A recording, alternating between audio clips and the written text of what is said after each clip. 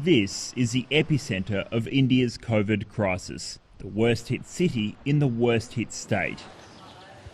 Here at a wholesale food market, work must go on as the virus continues to silently spread, infecting residents at record rates.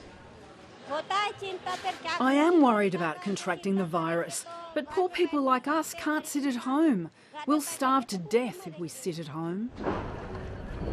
There are partial lockdowns and an evening curfew in Nagpur, but it hasn't been enough to bend the curve. 1 in 3 tests are coming back positive.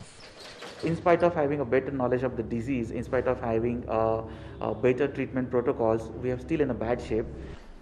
To see the severity of the problem, we're going inside a COVID intensive care unit at a private hospital. I'm covered head to toe in protective gear before venturing in. The ward is at capacity. Nurses and doctors work tirelessly. The medical equipment is world class, but for some patients it won't be enough. This is like a 78 years man who's unlikely to survive. It's not just the elderly here. This woman fighting for life is only 33. She gave birth just over a week ago.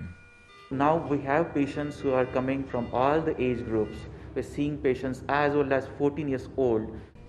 Doctors say they're in this situation because people acted foolishly after the first wave, with mass gatherings and poor COVID protocols. But there's something different this time. The virus is seemingly more aggressive. Relapses are increasingly frequent. However, there are people who are getting reinfections. So probably there is some immune invasion happening here with this type of virus. 1 in 5 samples in this state are the newly discovered variant described by officials as a double mutant. It has the characteristics of 2 already identified variants. There can be a big gap between private and public hospitals in India, but even if you have the money to access the private system, there's no guarantee that'll help. This week, every single private hospital in Nagpur ran out of spare ventilators. All the beds have been exhausted. Only if a patient succumbs, a ventilator bed is becoming available for those who need it.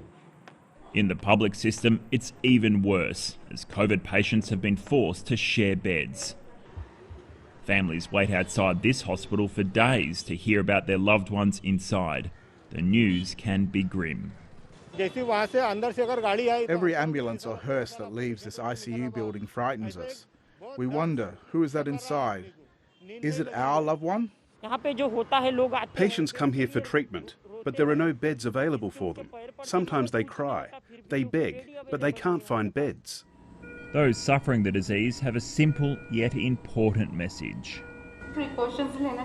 Take all precautions, wear masks, sanitize hands regularly, and do not take COVID lightly. India's vaccination program has been more about saving lives than stopping the spread. Only frontline workers and those aged over 45 can get the jab. Given the scale of the disaster, there's increasing pressure to open it up to everyone. But reported shortages in this state and others show that's easier said than done. James Oaten, ABC News, Nagpur.